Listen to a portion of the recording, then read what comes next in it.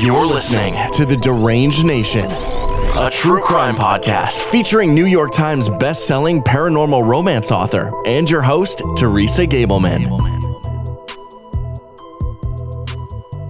Hey guys, we are back for episode 3 of Deranged Nation. Hey guys, what's up? Hi, welcome. But before we get started on the next case with Cody and Helena and Ron, we are going to go over some comments on YouTube, and we appreciate all the comments that we've gotten so far. Absolutely. And we want to do a shout out and kind of answer some things that were brought up. So on the first episode of the murder of 2 Cheryls, we have Cindy, who says, and we appreciate this a lot, love this, keep them coming. We will. Thanks, Cindy. And this one's really cool. Marlene, who I know personally because she was my boss. Hey, Marlene. Amazing. Haven't broke any bones lately. Hey, Marlene, what's up? I think the last time you seen me, I was getting a cast cut off, so. That's true. But she actually found some information on the Firefly Cafe. And so we appreciate that. But she said it looks like it was located in Clifton on McMillan. And it mentions, the Delmar Bar was across the street. And that bar was located at 1 West McMillan. I'm not really familiar with that area at all. I am a little bit. Yeah. And then the name changed from Delmar to Corey's. And that bar was... is there now and is the Mad Frog. Oh, okay. Yeah. Yeah, Mad Frog. We know exactly where that is. We couldn't find anything about the Firefly Cafe, probably because it being the Mad Frog now, so appreciate that. Yeah. So, and then in the second episode, which was West Memphis 3, we have Cindy again, who says, looking forward to the next one. Thank you, Cindy. Hey, thanks, Cindy. We're doing it right now. And then we have Anna, and she says, would be better if with a video, but this is okay. Well, we appreciate that, Anna, and we may have a video.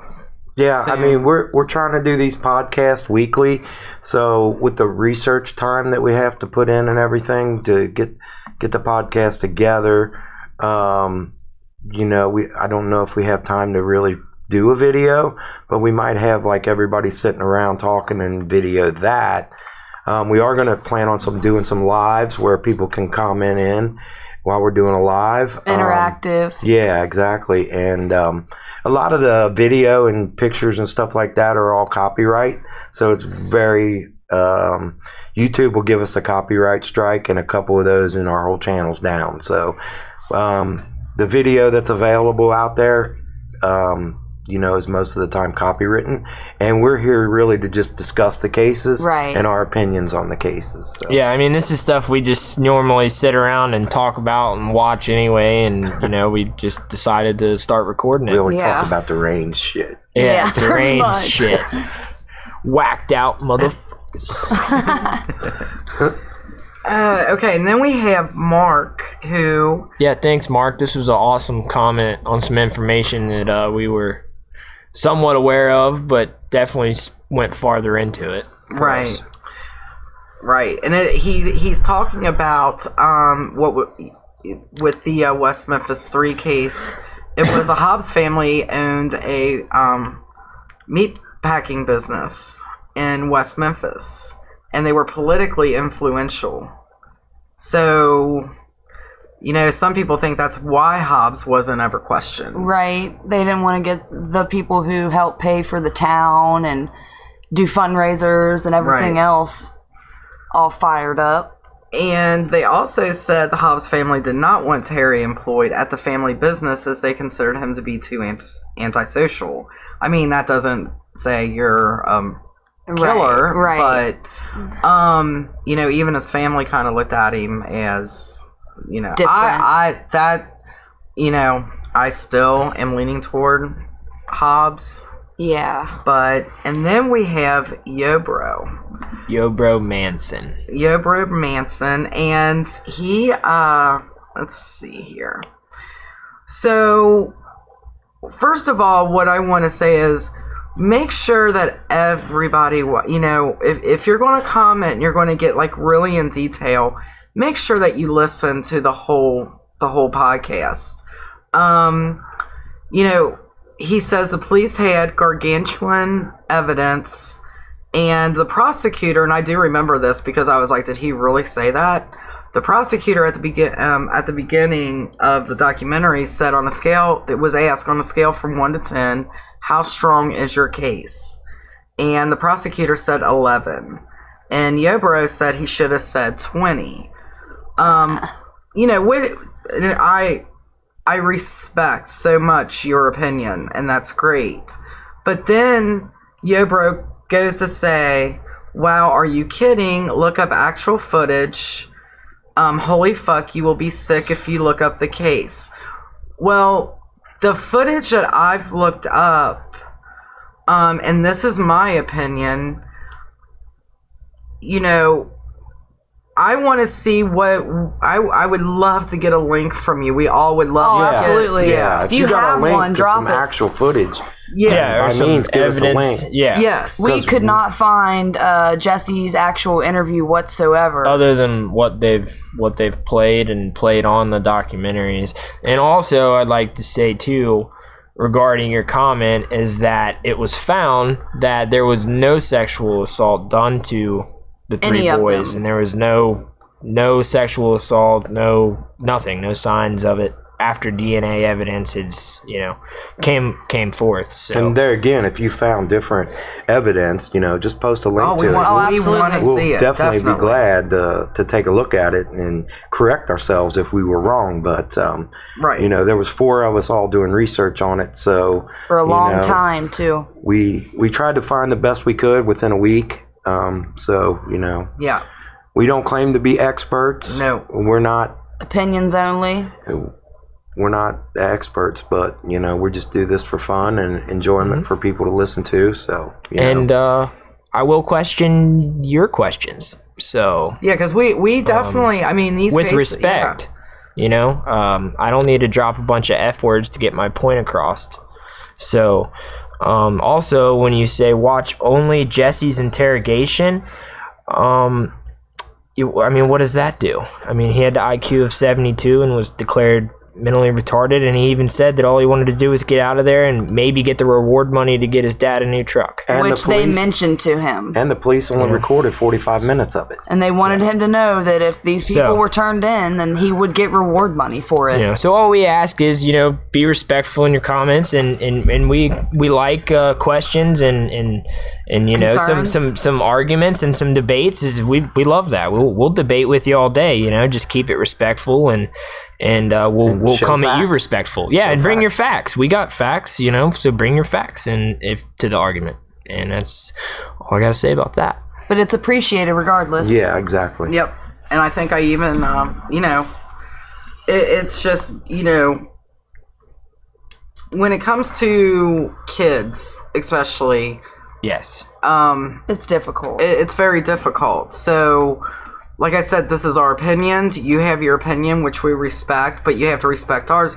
If there is something else out there that we pretty much laid out what we watched, where we found our research. So if you've got different research material that we had, we would absolutely 100% love to see it. And not only that, I was actually one of the ones that kept saying, I believed that they were being sexually assaulted and got caught by the other boys, and everybody, corrected me as well with that facts. So, yeah, about how I'm right there with you, no bro. DNA I don't for sexual assault.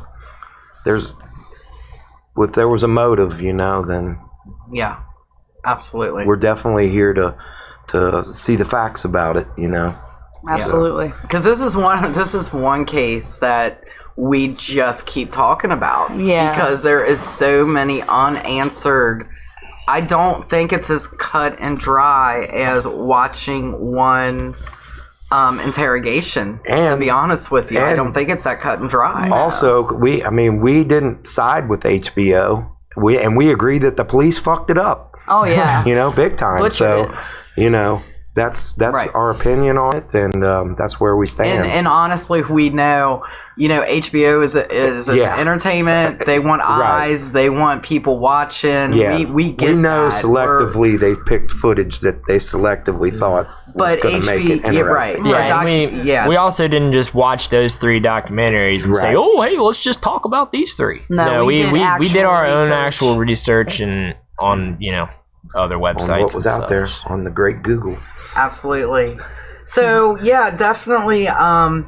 Post a link if you got some Post a information link. for us. Man, we Because really we're wanna see definitely it. going to revisit this at some point if more evidence comes out. Yeah, it's still going. Because there are people that, I think I know who I feel that did it. You feel somebody. You guys feel. Oh yeah. Well, I'm just gonna. My last say about this is if the police had gargantuan evidence and all of that, Damien wouldn't be breathing right now. He'd have been dead. 15 years ago? Yeah. Yeah. Yeah. If they had gargantuan evidence, he wouldn't be alive right now. And what was the gargantuous evidence that you see that they have as well? Yeah, I definitely want to know what you think is gargantuous Yeah. about the evidence that they presented. But, there again, thanks for the comment. Absolutely. Absolutely. And we appreciate everybody's input. And that's, like I said, that's just our opinions of the case. And we're not covering cases that are solved. Right. We're covering cases that are Kinda ongoing, mysterious so. and like the one we're covering today. So, Yeah. And on to the next. Yes, the Spreckels Mansion Mystery, the mysterious death of Rebecca Zahau. And there is also another mysterious death inside of this that you guys will learn as we go through some of the facts on this one. All right, so on the day of July 13th, 2011, a call came from the Spreckels Mansion in Coronado, California on Ocean Boulevard from Adam Shacknai regarding a woman hanging from the balcony in the inner mansion. Rebecca Zahau, I'm sorry, I'm butchering her name. How do you say it, Zahau. Cody? Zahau. Rebecca Zahau. If I say Zahau again, just disregard it. She was 32 years old. She was found hanging In her boyfriend's house that she was dating Jonah Shacknai. Jonah Shacknai, yeah. She was found hanging with a thick rope tied to her feet. She had a gag in her mouth. She had a noose around her neck. Her hands were tied behind her back with a clove knot. Adam called in to the police department saying, I got a girl hanging here. How exactly did the phone call go? He said she was still hanging there, and he kept saying she just hung herself, man. And we'll get into this later. The 911 call was a little odd, and there's some other stuff we're gonna talk about. But first and foremost, it started out right off the bat as a suicide. But the more we go into this here, you're gonna find out that it wasn't, because supposedly she had jumped from the second story. Tied a rope to the bed, tied a clove hitch, which was a really hard knot to tie, behind her back, and tied both of her feet together, and then somehow gagged herself and threw herself over over the second floor bedroom balcony. To hang herself, yeah. And then there was a note written in black paint on the door, and I'm gonna tell you what it says, but you're not gonna understand it until in a second.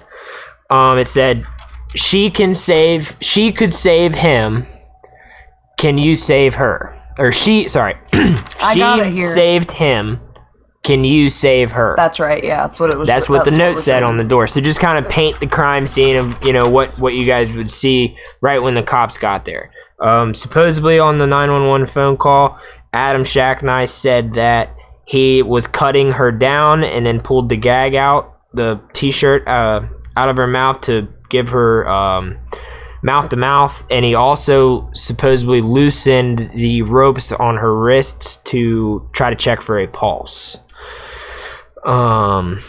And they said that supposedly her feet were probably dangling roughly 2 feet from the ground, but no one's seen that. And the police department left her body out there for like 6 to 8 hours in the California sun, and news helicopters were flying over, taking pictures. Neighbors that could see her body out the window for hours. Was completely naked.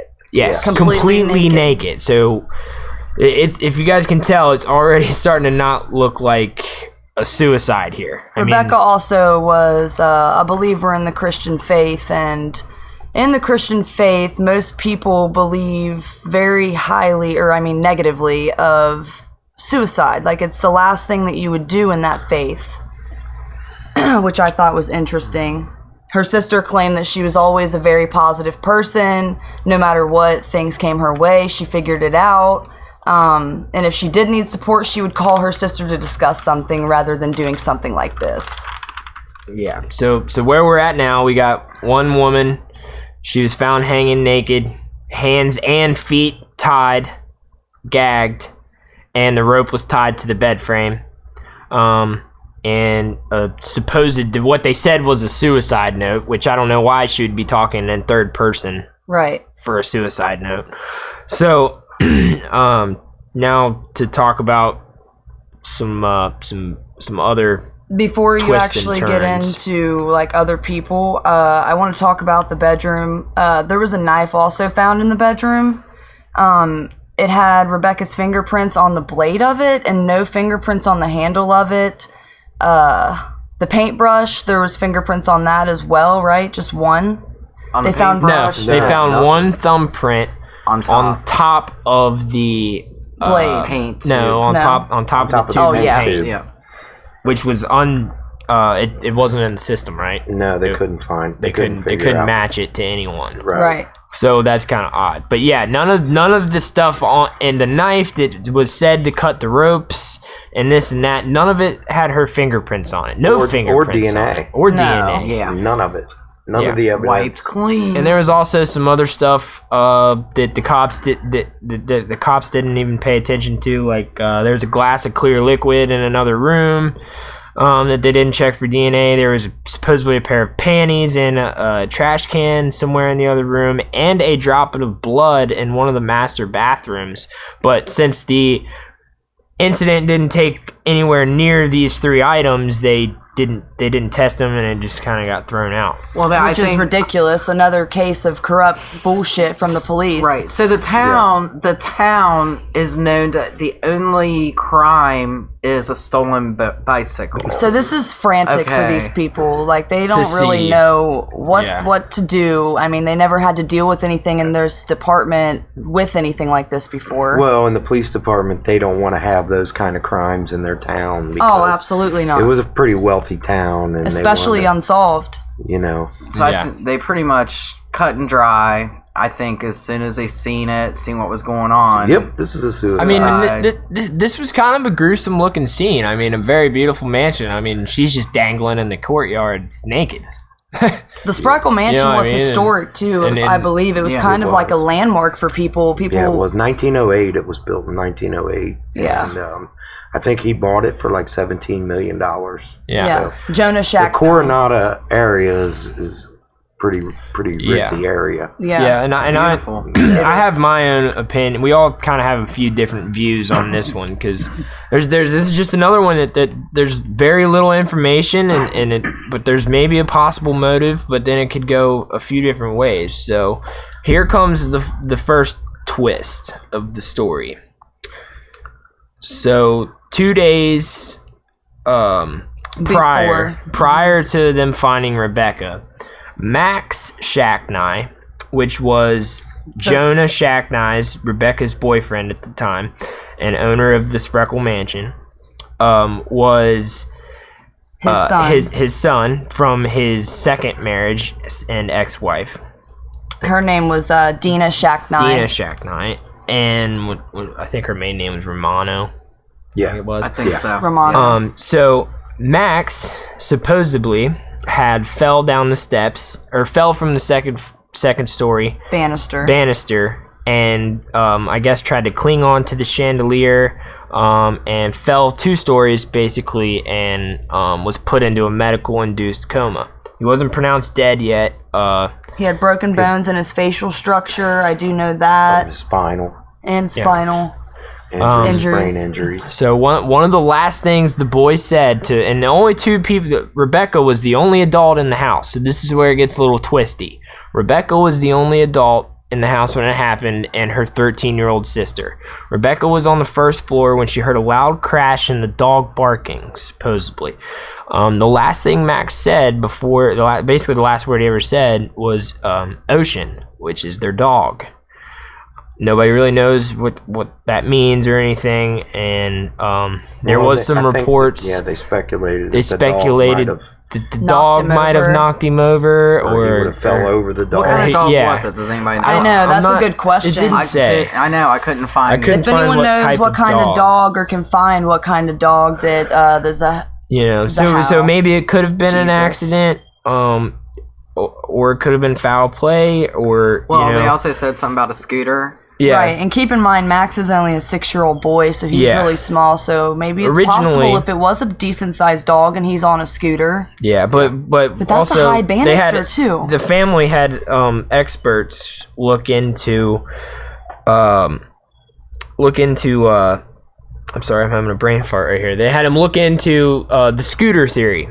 Okay, so on the floor that the scooter and the soccer balls were found that he supposedly had fell from was a thick shag carpet. And I mean, I've rode scooters, and I mean, I've tried riding scooters on carpet when I was a kid, and it don't work. you don't go very fast. I mean, the thing is, if you do it, if you're taking off from a hardwood floor, let's say he was coming into the carpet really fast, I mean, that'll the carpet wouldn't have started. No, not all the way over a banister that high, being 6 years old, probably shorter than it. The 13-year-old sister was Zena, Rebecca's sister, was there at the time, and she was actually in the shower, and came running out. So, I don't know. So that's a big twist right there. So the next thing we're gonna talk about is the next suspect would be Adam, the guy who made the 911 phone call and found Rebecca. Adam Shacknai is Jonah's brother, and he actually came into town because of the fall that Max had and him being in the hospital. Now, Rebecca actually picked him up from the airport, so I find it kind of interesting that whenever he called 911, he said, "I got a girl here," as if he did not know her whatsoever. That was interesting to me. Yeah, there's a lot of... He's definitely an oddball. He's definitely an odd character. And the knot that was tied, that she supposedly tied herself behind her own back, was a clove hitch knot. Or was it a double? It was a double clove hitch knot. Yes. And guess what Adam Shacknai is? A tugboat captain who would know all of those knots. Yeah, it's not an easy knot to tie. Well, and they had expert opinions too. And Rebecca has no knowledge of any kind of knot that tying we know of, but not whatsoever. She was what was she? She was an eye doctor technician. She wouldn't know anything about that. Now, Jonah did say that she was on boats with him sometimes, because as I recall, he owned a boat and they would go out sailing and stuff. Well, I'm just gonna say, when we listen to the expert, that's an expert with rope. Yeah. And this rope is not like a clothesline rope. This rope had metal fibers in it. It was like a rappelling rope. Yeah. And, he even said, I can tie that knot. The expert did. Mm-hmm. He said, but for me to tie my hands behind my back with that knot is impossible. He said, I couldn't do it. Yeah. He said, so there's no way she could have done that. Right. Right. And the police, they did a simulation of the knot, that showing that somebody could tie the knot, but they didn't tie the same knot. No, it was completely different. Mm-hmm. And the only reason they really speculated too on the fact that she tied it herself is because they said that her hand was still clenching the rope. Yeah. Which I mean, if you're tied up, you're gonna be tugging and pulling on the rope if you're tied up against your will anyway. Oh, of course. You know what I mean? Also, here's another kicker. Guess what Adam was looking at that night? Oh, and by the way, she brought him from the airport. I believe they had dinner with Jonah. Mm-hmm. And then Adam, instead of being there for his brother during this hard time and going to the hospital, hadn't even been to the hospital yet, goes straight back to the house with him and Rebecca alone. And he was at the guest house. And he stayed in the guest house. Yeah. Now, they went through his cell phone and found evidence of him looking at anime porn. Which in most cases is stuff including binding at the wrists and waist, and they always include those those extreme knots, like the ones they showed in the police video, which is kind of actually easy to find if you guys look it up, on how they actually demonstrated the tie that they assumed was behind her back. And Rebecca was an Asian girl too. She was, Yeah. I don't think we mentioned that, but Which is mostly anime. Burmese immigrant. Is that what she was? Yeah. Yeah. And she was from Burma. And so and then another second autopsy done that her family paid for, because this was ultimately ruled a suicide, and it is still to this day ruled a suicide. The case has not been reopened. Nobody will touch it. Keeps getting denied like crazy. And the thing that kills me, though, is they investigated it from January to September, like the very beginning of September.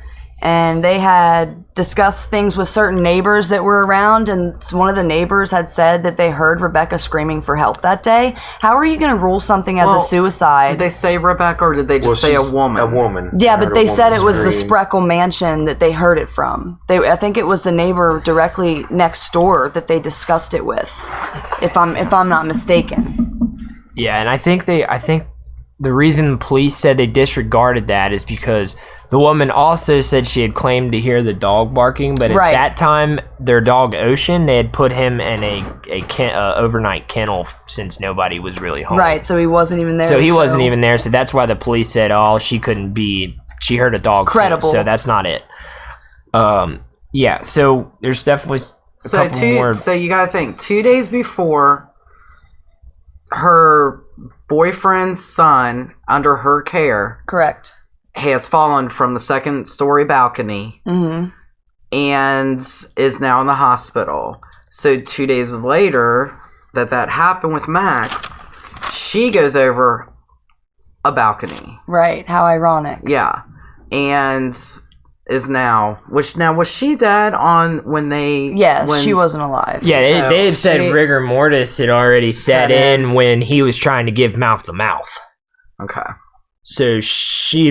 The other thing about the night, and I know we're jumpy a little bit here, but it's kind of the way we talk regardless, though. It's just a jumpy case anyway, because during the 911 call, you hear him say, "Are you alive?" Yeah. Like, are you joking, dude? Yeah, he's yelling at Rebecca while he's on the phone, like, "Are you alive?" Another thing I forgot to mention, odd. they had pictures anyways of the crime scene, and there was a pair of black gloves on the table, and I don't even think they dusted them. No, they actually black found gardening gloves.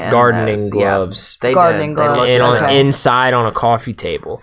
Which is strange. The knife that Adam Shacknai said that he used to cut her down didn't even have his fingerprints on it. No DNA. No whatsoever, DNA, period. And the only fingerprints they found of Rebecca's was on the blade of a knife, like he took her limp hand and someone pressed her fingers on the knife.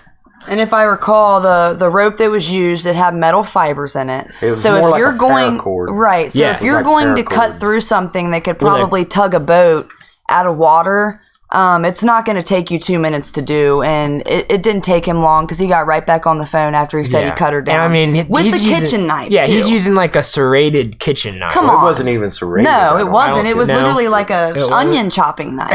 Yeah. Well, and the other thing was the table that he climbed up on. Only had 3 broken legs. leg. He had 3 legs. How'd you get up on that and stand on it a that broken long to leg. cut through a metal fiber rope? And also the bed frame upstairs that she had supposedly tied the rope to when she jumped over the balcony with her hands and What'd feet they tied. say she weighed again? It was like 118 or 20, between 115 and 20 or 30 pounds. And the bed frame only moved 7 inches. And she fell, I mean, at least 10 feet before the slack on the rope would have snapped and been tight. I mean, she fell at least 8 or 9 feet before it would have been tight. So, 7 feet's not a long way. Coming from a construction and crane background, I mean, the force of that, it's going to move that. 100 pounds is going to move that bed frame, empty bed frame, because it wasn't a very big frame. It was kind of like one of them skinny metal, elegant looking bed frames. Yeah, and they actually did tests on it. It wasn't like the police. Yeah. There was some YouTubers or something that did it, right?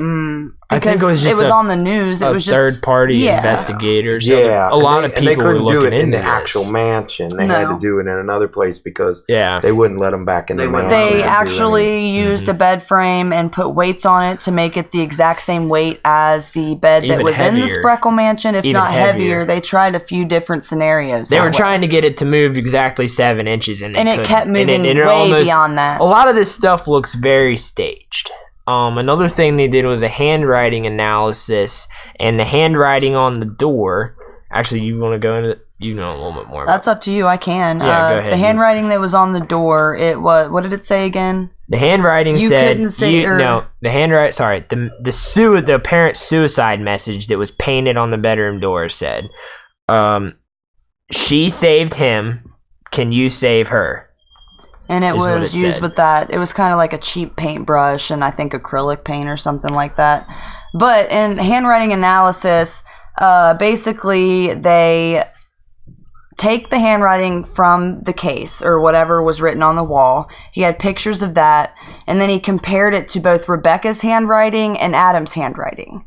And he had a lot more of Rebecca's handwriting than he did Adam's. I think he only had a couple of signatures, actually, to base it off of. So they said it really couldn't be used in any form of evidence because it was too low percentage of accuracy.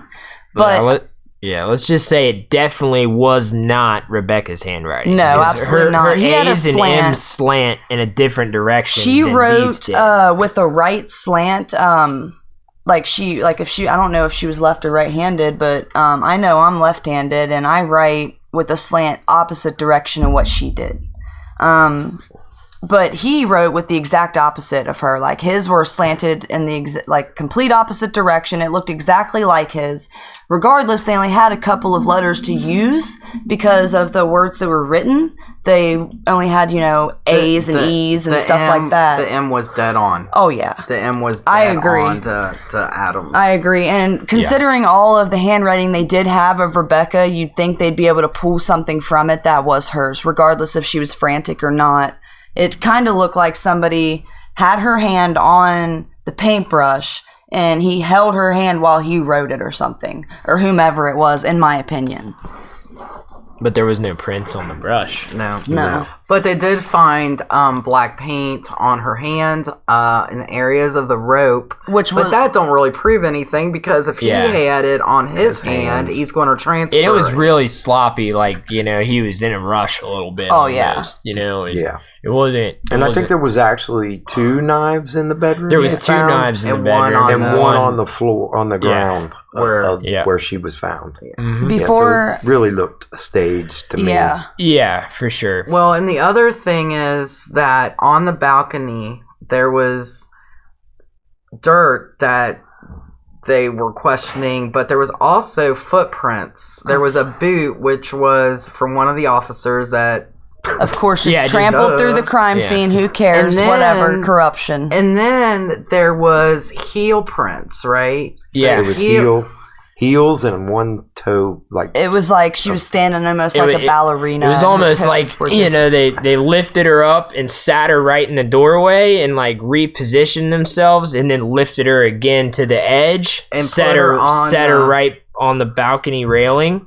Because there was 2 heel impressions by the entrance to the house, and then 1 toe impression by the balcony railing. So it was almost like he set it down once, and then he kind of heaved it up like you would something probably heavy. To throw the rope over first, right? Is what I thought. Yeah, I thought throw the rope over. He's got her leaning against him, the body. Right. That's why he only got her heel prints. Right. Yeah. And then when he got her to the edge, that's why he only got her toe prints. Yep. That was my theory. It's not like her neck or anything was broken either, right? No. It was And that's the pretty thing that much- gets me. How is your neck not broken jumping off? Well, the thing is, if you're throwing yourself off and your hands are bound, your feet are bound, you got a noose around your neck and a gag in your mouth, you're going to throw yourself over pretty violently if you have to, in order to get over it by yourself. So that would snap your neck if you're jumping with that force.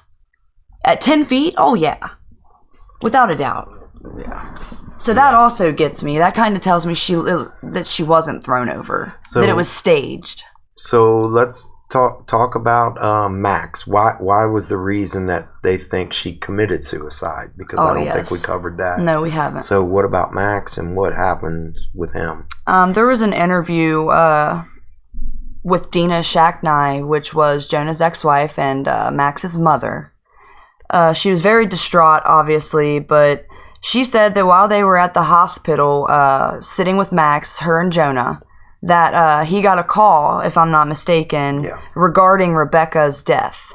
And he said he had to leave, and the one thing that he said to Dina was, what was it? It was Asian honor, because he said she committed suicide to Dina before he left. And Dina asked why, like, oh my god, why? Yeah. And he said Asian honor. And, which doesn't really make sense because of her being a Christian. And I mean, there was people that knew her very well and said, this is not who she was. She would never do something like that. Yeah. And that's And the at the people who time- know her, not Adam, who barely knows her and didn't even say her name whenever he called the police. And at the time, Max wasn't dead yet. No, so- he was in Yeah. critical No. condition. He had spinal injuries and brain damage, right? yeah, he was in a medical-induced coma. So Max wasn't dead yet. So No. He died 5 days after he fell, actually. Oxygen deprivation and brain damage was the cause of death. I think he had a heart attack. I believe it was the night or the next day that he passed after she committed suicide. Yeah. So she had committed suicide, and I'm doing air quotes for those who can't see me. But, you know, and then Max. So I honestly, because of all the evidence and everything like that, and the more you hear about Adam, you know, I don't believe she committed suicide. I mean, they did a lie detector test too. I almost forgot about that. There was a lie detector test that was done on Adam, and it was right after everything happened. Like, they took him straight to the think it was that station. day. Yeah, it was that day.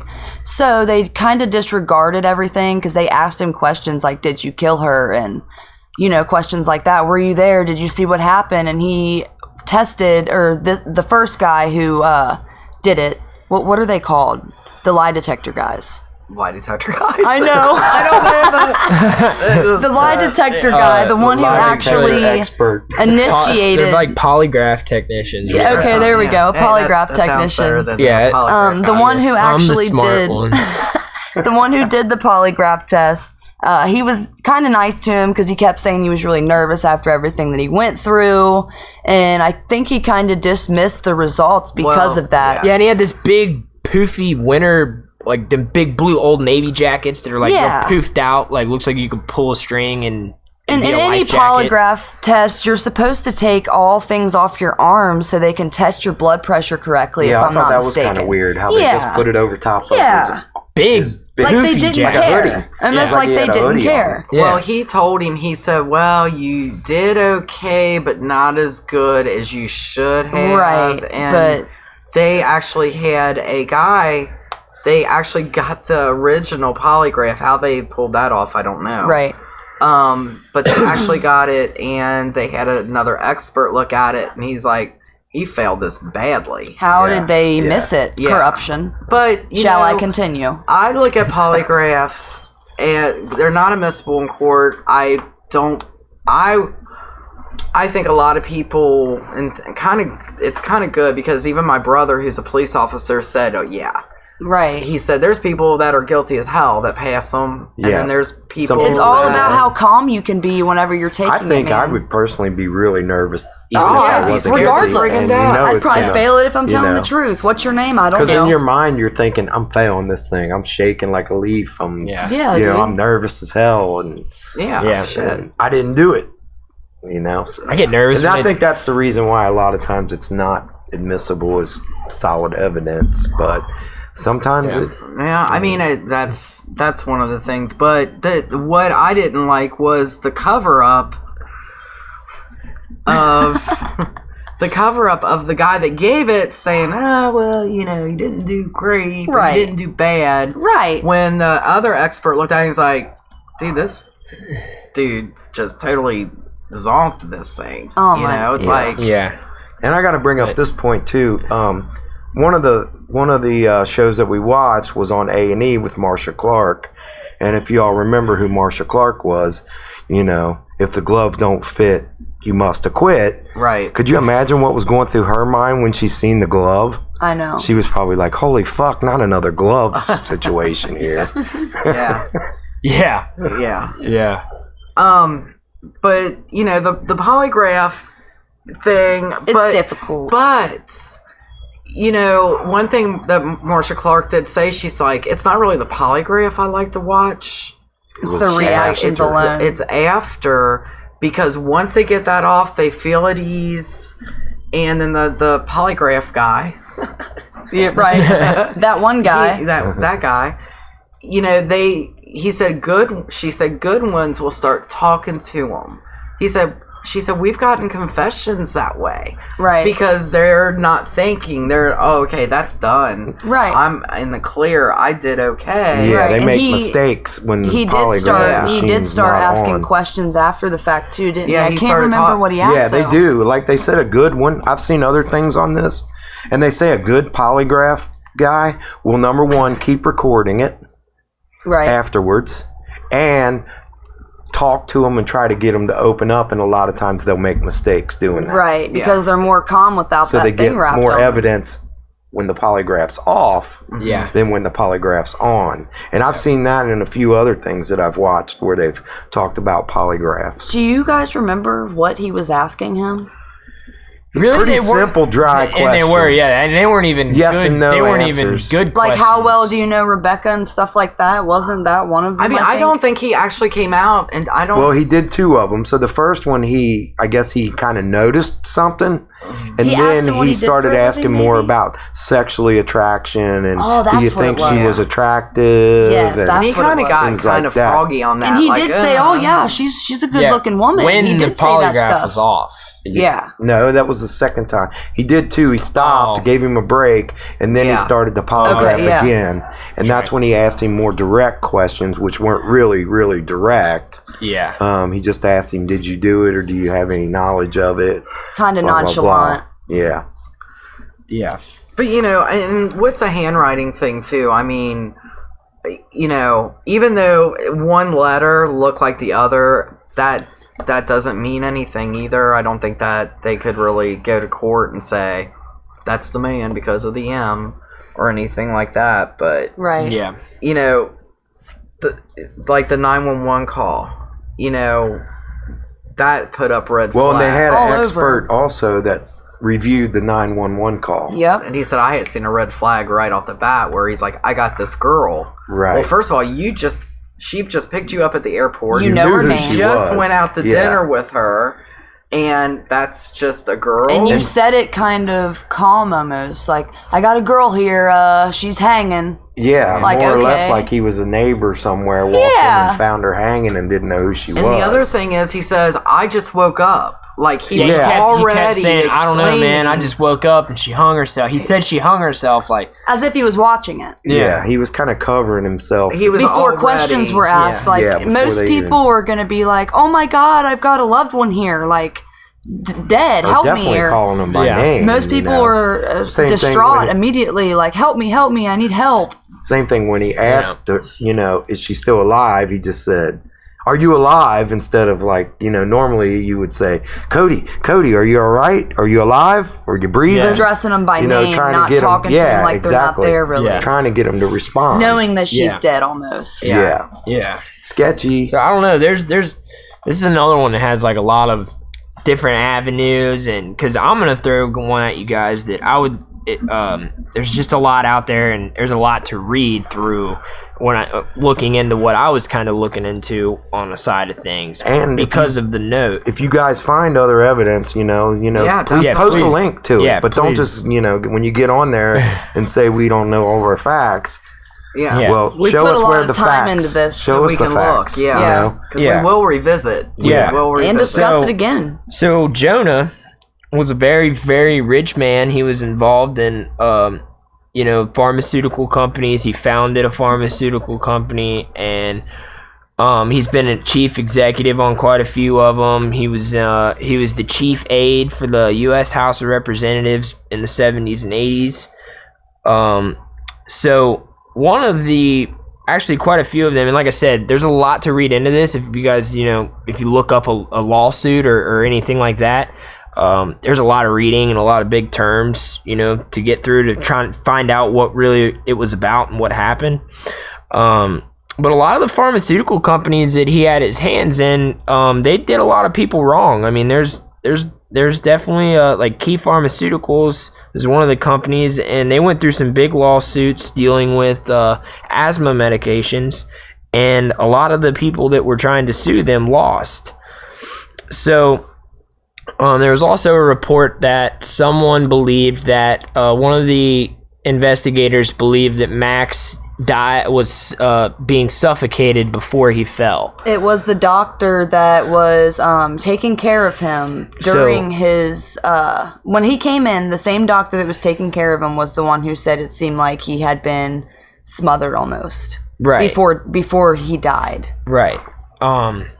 So a part of me wants to know, if maybe in the big pharmaceuticals and all that, I know there's a lot of big high up people and multinational and global stuff, and here he goes. It was a trauma doctor. I'm sorry, I wanted to correct myself. It's the trauma doctor that was taking care of him, and it was suffocated before the fall that he was assuming. Well, here's my point on it, because I'm keep thinking about the note on the wall. It just doesn't make sense. Why would Adam write that on there? It almost It almost sounds like someone was going after Jonah, because it said, she saved him.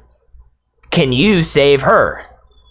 Who's the you? So maybe someone, maybe Max somebody was actually trying to go after Max for real, like an assassin or a contract. I mean, contract killers and stuff are real. Existent, yeah. Maybe they are real. Maybe somebody was trying to go after him that way, and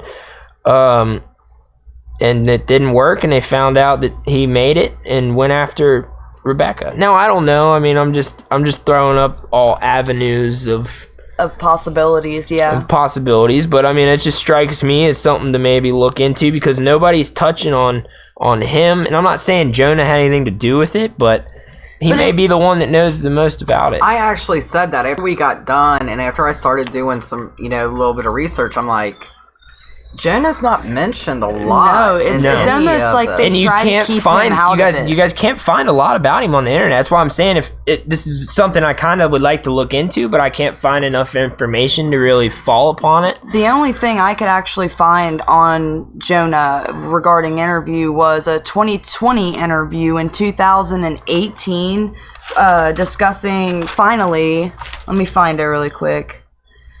It discussed the death of Rebecca and his son, and all they really talk about is how he called Rebecca at the from the hospital, leaving her a voicemail. Do you guys remember that? He left her a voicemail saying that he wasn't doing well, right? He was in extreme critical condition, and they said that she listened to it before she killed herself.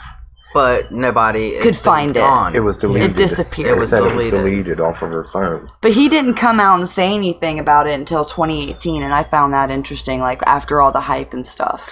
Now, another thing that I don't think anybody's kind of thrown out there is that she was still married to this other guy. No, let's see what's his name. He was in there. He had an alibi. He had an alibi though. Well, she was still married to him. Yeah. Even though they were together. Yeah. Okay. Yeah. So, I didn't know that. That's interesting. You know, anybody can have an alibi. But they did check him out, and he had an alibi from what was said. Yeah, he was supposedly in Arizona at the time.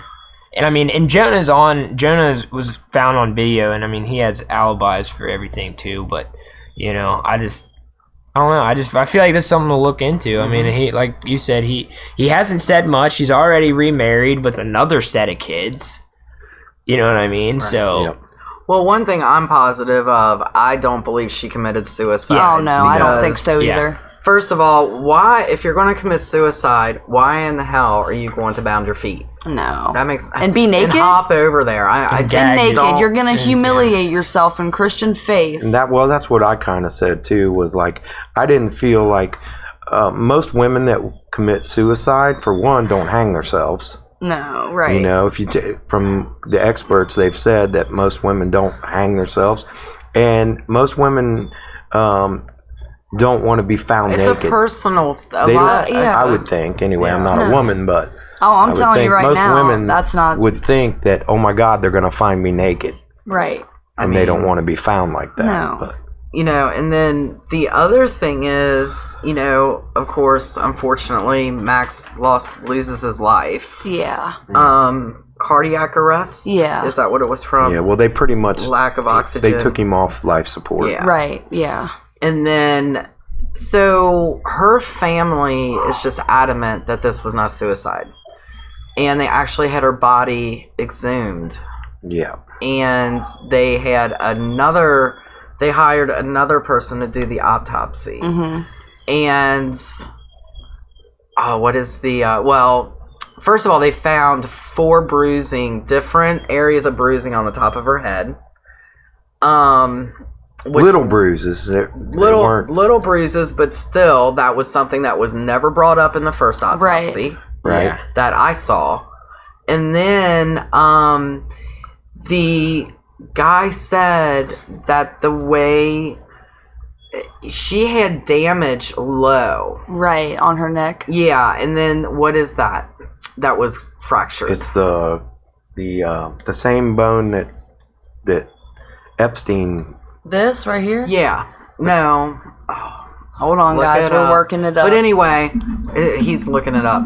But that is not fractured with especially if you're strangling yourself. It's going to be right up under your neckline. Exactly. And that's going to snap your neck, dude. 10 feet? Come on. Well, the bone that they found damaged was the one that they said that was definitely from like a strangulation. Like, you know, somebody's forced strangulation, like almost like they were on top of her and squeezing her throat or pushing down on bone? it. Yeah. Like I said, not to bring any conspiracy into this or anything, but it's pretty much the same bone that they said Epstein had broke. Her head broke when they found. She's looking up the bone that was broken. Yeah, because it's driving me nuts. Did you find that? Yeah, so I found the it's a hyoid bone. Say that one more time. Oh, I can't. The hyoid bone. No R. Hyoid. Hyoid. Marlene, correct us on this. I know, one, Marlene. Marlene. Marlene was a professional at the medical transcriptions. Yes, so. She taught me everything. Well, I shouldn't say that because I can't even pronounce it. Oh, Lord. Where exactly was that located on the neck? It's like a U shape. It's kind of by the Adam's apple area, or it's lower. Lower. Well, obviously, a woman doesn't. But have the cartilage in her neck was damaged too. Pretty much, like they said. He probably tugged. I mean, whoever did it. Sorry, he probably tugged on it though. Come on. Well, and they didn't say much about like rope burn or anything like that. Right, and that had metal fiber in it. 10-foot drop or whatever it was, you would get some rope burn. I don't think she was ever hanging. I think she was carried down. I think it was cut up in the bedroom, and I don't think he ever dropped her. It would have took him way too long to cut it to get back on the phone with that operator. And I mean, dude, the heel prints and stuff. I mean, well, she could have walked out on her feet. Yeah, she could have walked out on the damn thing at any point. And yeah, you know what I mean, barefoot. Did it say, or did we say anything about Was she sexually assaulted? She was. They did find out in that later autopsy that the family had done. I mean, this wasn't too long ago, Really? I don't think, that she was sexually assaulted. They did find some small signs of sexual assault. It's ironic because Adam's upstairs watching anime porn with binding and everything else because that's what included with Asian people because that's what anime is. And then she's found hanging with bindings. Naked. Yeah. The only thing that just really puts me off from him is the note. I know. The note on the door is personal and it's directed to Jonah. Because, It's like somebody has a score to settle with him. I mean, that's the only thing that's just making me... All the other evidence stacks up against Adam. And if it wasn't for that note on the door, I would be 100% for Adam. Well, the note doesn't make sense That's to the me, only so, thing that is pushing me. Like, why would Adam write that way? To make him think deter it's him? somebody else. Maybe. I don't know, man. It's just the way it's worded. difficult. It's the way it's worded. The only person who understands what happened is Jonah. Yeah.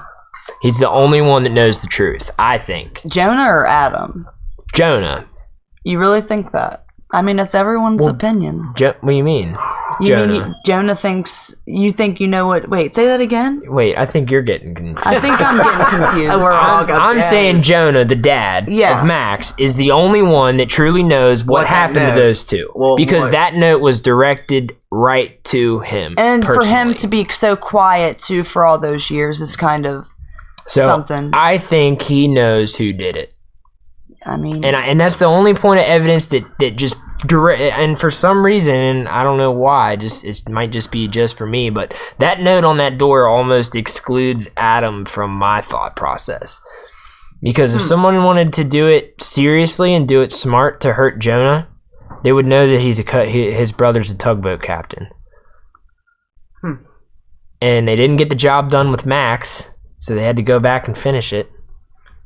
Yeah, I mean... And she saved the little boy. And there were the 911 operators... The two girls were there when he went over. I know, but listen, in that phone call, Rebecca tells her little sister, Zena, do not open that door before the paramedics got there. Why, though? I forget. We don't know. We don't know.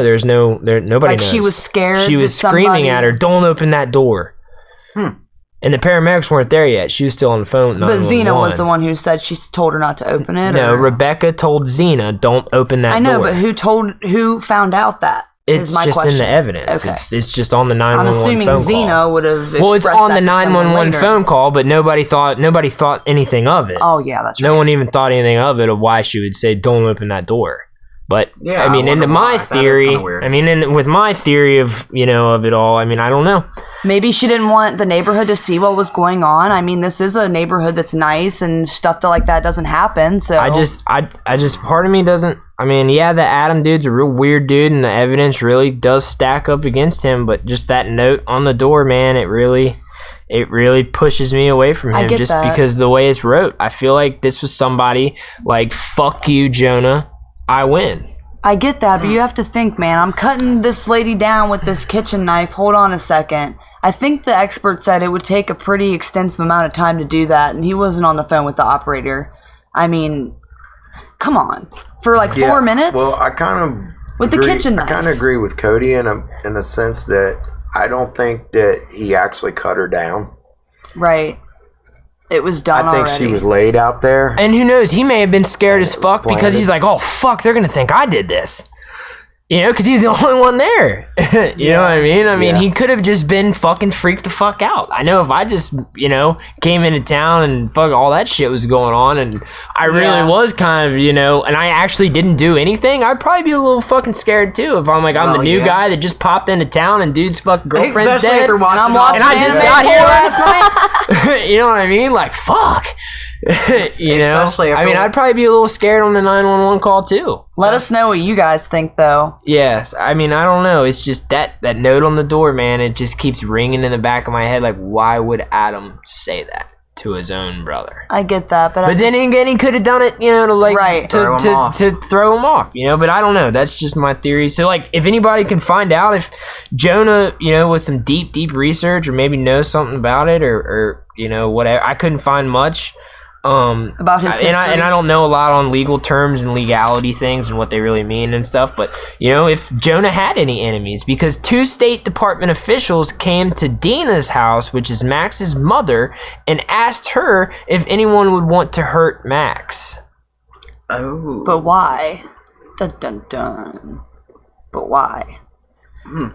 All right. Interesting. Another thing before we move on. And I kind of wanted to throw all my stuff at the end, just because it's not as much as the stuff on Adam, but it kind of contradicts a little bit of his stuff too. I will agree with the note on the door does not make sense at all. And like I said, even though the M, when I seen the M, I'm like, oh, yep, there it is. Right. But when you think of the context of what that meant. I would love, yeah. Who is the you? Yeah. Yeah. Who is you? Can you save her? Yeah. Who is that you? Yeah. It's scary. And I think it's Jonah. I think it's It was somebody meant for getting. I think Jonah. it was revenge on something. And I don't think it has.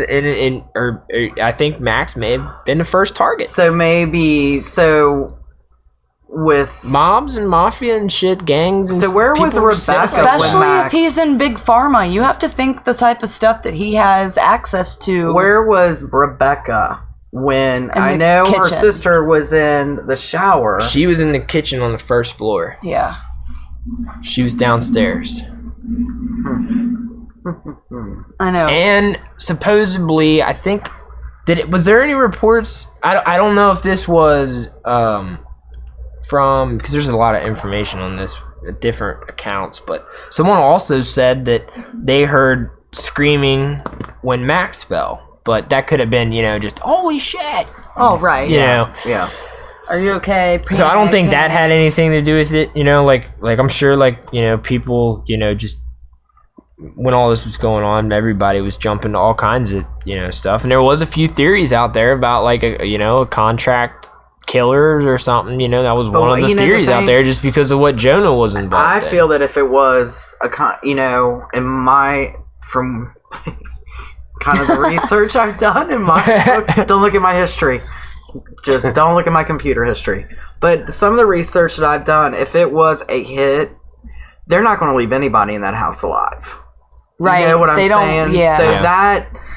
Now, if it wasn't like a professional or something like that, it was just something to say, we got him. Yeah. We're coming after, so straighten your shit up. If there is something going on, straighten your shit up. We'll go after the next, only if that is the case. Yeah, because I know like the mafia and some of the cartels and stuff, they're real big about hanging people naked for everybody to see. Yeah, you're right. You're right. Like So, humiliation almost. But so I don't know. I mean, I'm not trying to get Now all you've got crazy. me thinking. I know, right? I mean, and there's a bunch of different ways that That's this the could have purpose of these happened. podcasts. Yeah. Because at first, We want it- honestly, we want- I thought Adam because I'm thinking, oh, okay, she's beautiful. Yeah. He's Weird. kind of weird. But probably a little jealous of his brother. Right. yeah, and Yeah. then he might He did talk about his attraction to her. He might have made some moves on her, and she probably maybe said, "Hey, I'm cool." and he got pissed. I mean, that was my thought process. But now thinking, because I would love to know what that note means. I know, man. It drives me nuts sometimes thinking about it. And we didn't find out, was he married? Adam, was he married? No, or he was anything? single. Single guy? Yeah, he was. I think it said he had a girlfriend because he said he called home to his girlfriend. One of the accounts. Where was he? Where did he come from again? Where did he fly in from? You know what? I don't know. I want to say We'll pull that up in a Boston second. area, maybe, or somewhere by the. Do new.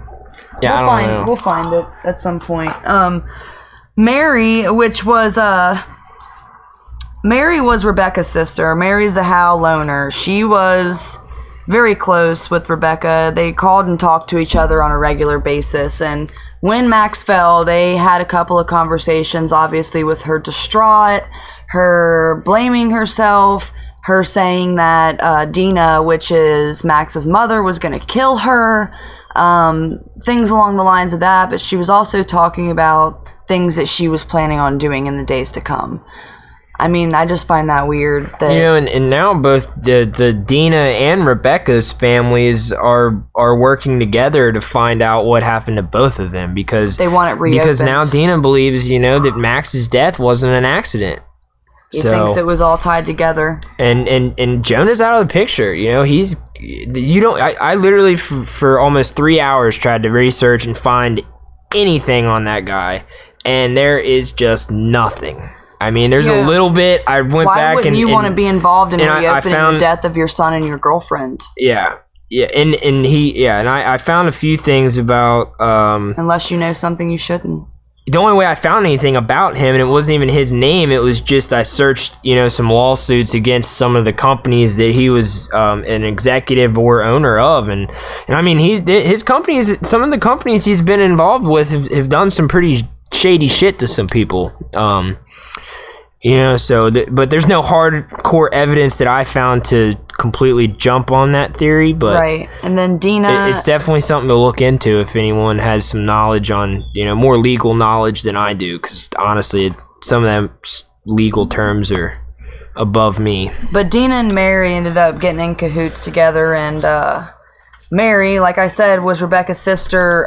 She filed with the family, Rebecca's mother and father and other siblings. They filed a wrongful death lawsuit against Adam, which actually found him guilty by a jury, granting a $5 million payout. The $5 million payout, though, was not paid, as well as $167,000 that they were given through the courts was also not paid for financial support provided that Rebecca provided for her mother and her siblings while she was alive. It wasn't actually granted because the Shacknai defense appealed the hearing. They appealed what they granted anyways. Hold on one second. I'm trying to find what I'm looking for. Due to procedural error and jury misconduct. So they ended up settling, actually, right before they went to final arguments because of that, with the insurance company that the Shacknais were through for $600,000. And that also ended up being dismissed with prejudice. So they only got $600,000 out of it. But he wasn't actually found guilty because it was dismissed. But I think that with prejudice means it can't be reopened. Or maybe it's the opposite. It's one or the other. I know there's with prejudice and without prejudice, and one of them means that if there's new evidence that's brought to light, it can be reopened, and I'm pretty sure that's with prejudice. So if they found anything that could reopen it, they could. Another thing that just kind of ticked in my head that this always happens, but they also said that when Adam gave his deposition, he stated that he took an Ambien around 8 o'clock and went to sleep. Now, I mean, I've never took Ambien, but I mean... It's a very, very powerful sleep medication. Dude, you can't take Benadryl. So I know. No, I know. But what I'm trying to get at is, did he have Ambien in his system? And if he did, how could he, Dude, that's how could he be on that? How could he be on that and do all that? Rope. And the thing is, if you're prescribed something like that too, though, and if you're on it for a long time, you do build a tolerance and it's easier to maintain.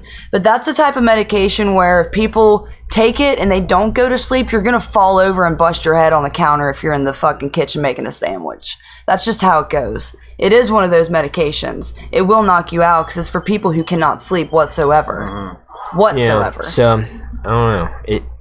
And then if it was Adam, I feel like if it was him and the way that it's portrayed to have been him it would be impulsive. It would be an impulsive kill, like, oh shit, she's dead. I gotta fucking figure something out. And where I feel like this crime scene was almost way too clean. Yeah. It was planned prior. Yeah, it's like I said, I mean, I really thought it was Adam. I still kind of do, but now you have me wanting to go look more into the other. Gotcha. And I know. That's why I waited till the end. You did. I was like, holy crap. That's why we're Deranged Nation. We don't have all the answers. We want you to do some research too. Yeah. Yeah. Let us know what you find if you do look into it. Hit the like, we'll definitely hit the touch subscribe. more on this one if you guys, can find out some stuff. Leave Absolutely. some comments. We'll discuss it with you the next episode. Yep. If not, we'll have another fucked up story for you next week. All right, guys. Thanks a lot for tuning in, and we will see you next week. Deranged Nation. You've been listening to the Deranged Nation podcast. Join us every Wednesday night for a new episode as we bring you true crime, unsolved mysteries, and other deranged stories. This episode was sponsored by Braps MX and ATV Pro Shop. Visit them at brapsmx.pro. Also, visit our host, TeresaGableman.com, New York Times best-selling paranormal romance author of the Protectors series, available on Amazon.com. Don't forget to follow us on Facebook, Twitter, Instagram, and YouTube.